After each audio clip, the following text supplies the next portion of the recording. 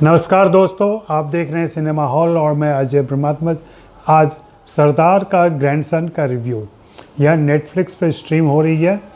काशिव नायर द्वारा निर्देशित इस फिल्म की पटकथा लिखी है काशिव नायर और अनुजा चौहान ने, और इसके संवाद लिखे हैं अमितोष नागपाल ने।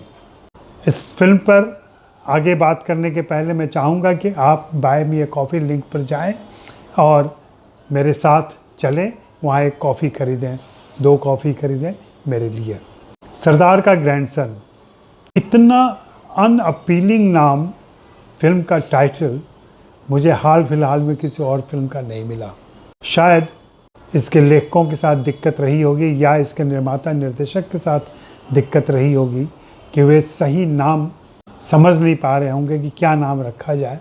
किसी जज्बात पे, विषय पे या फिर किसी और तरीके से वे तय नहीं कर पा रहे होंगे, इसलिए उन्होंने इस फिल्म का नाम ऐसा रख दिया है। यह सरदार और उनके पोते अमरीक सिंह की कहानी है। अमरीक अमेरिका में रहता है और वहाँ एक कंपनी चलाता है अपनी पार्टनर राधा के साथ। राधा उसकी प्रेमिका भी है। राधा की भूमिका रकुल प्रीत सिंह ने निभाई है। इनकी कंपनी का नाम है जेंटली जेंटल।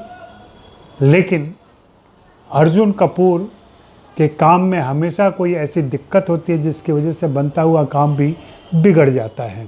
हालांकि इनका पैकेजिंग का और ट्रांसफरिंग का काम है, लेकिन हमेशा उसमें तोड़ फोड़ टूट फूट हो जाती है, और यह टूट फूट इस तरीके से आती है तो अपनी प्रेमिका को भी वो नहीं संभाल पाता है।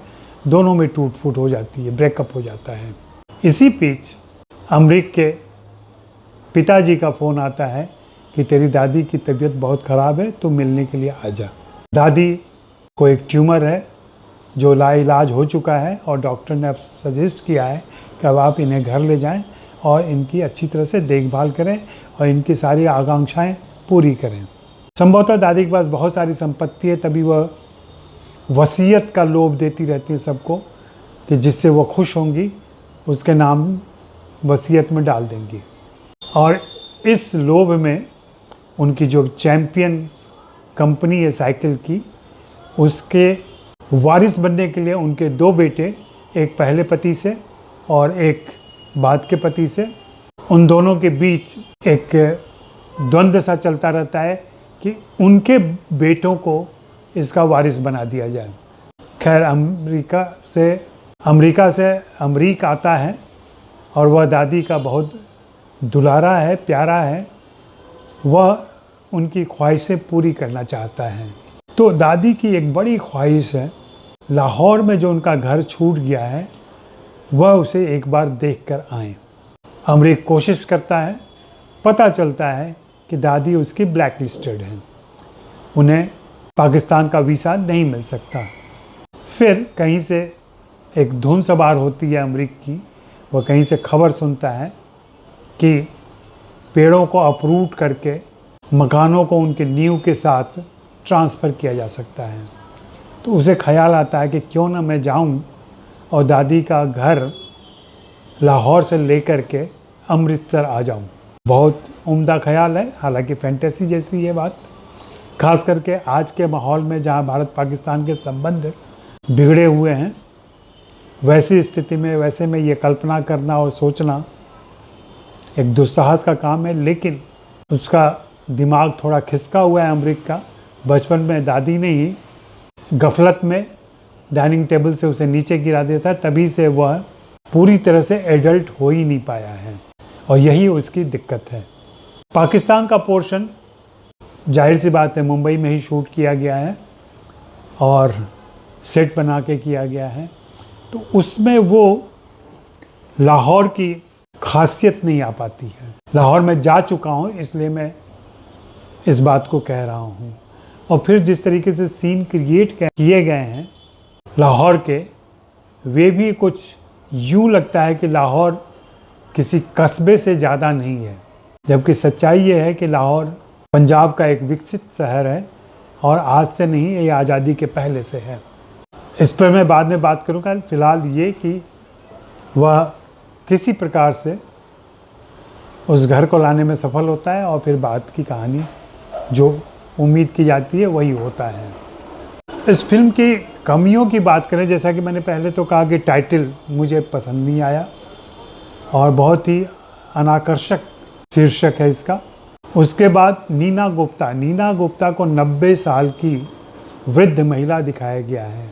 उनके जेस्चर में वह बुढ़ापा दिखता है, करती हैं वे कोशिश करती हैं, लेकिन चेहरे पर प्रोस्थेटिक मेकअप से वह बात उभर कर नहीं आ सकी है।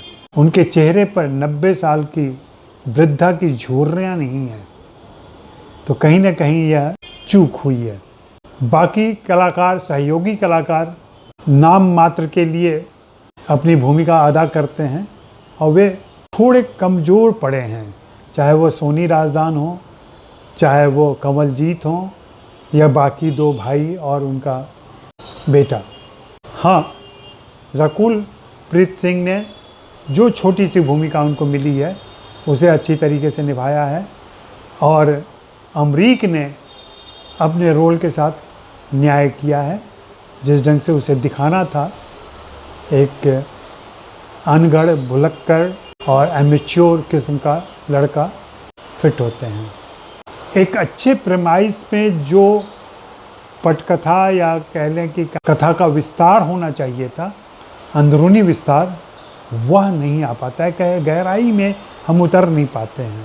लाहौर का चित्रण, लाहौर की यादें, लाहौर से घर को ले आना, स्थानांतरित करना, अपने आप में यह बहुत ही एडवेंचरस फिल्म बन सकती थी, लेकिन पाकिस्तान के कार्टूनिस्ट कैरेक्टर गढ़े गए हैं। हालांकि उसको निभाने वाले कुमुद मिश्रा बहुत ही उम्दा एक्टर है, लेकिन वो कैरेक्टर ही कार्टूनिस्ट हो गया है। वैसे ही वहाँ की पुलिस फोर्स, कहीं न कहीं भारत में जब भी हम पाकिस्तान का चित्रण करते हैं या पाकिस्तानी शहरों का चित्रण करते हैं तो उन्हें कम विकसित, कम समझदार, कम ज्ञानी बताने और दिखाने की कोशिश करते हैं। अब जैसे कि इसी फिल्म में जब मकान लेके वे लोग चलते हैं तो इलेक्ट्रिक वायरिंग की लूज वायरिंग वहाँ दिखाई पड़ती है।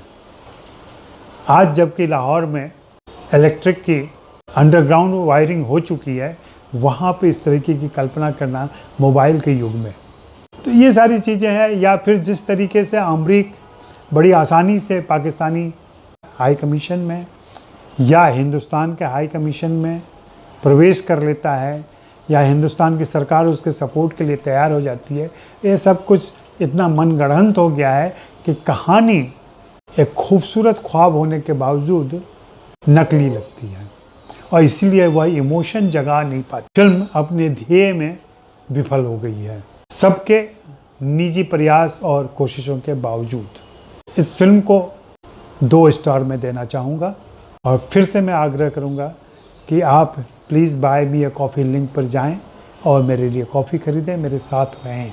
शुक्रिया, मेहरबानी, धन्यवाद।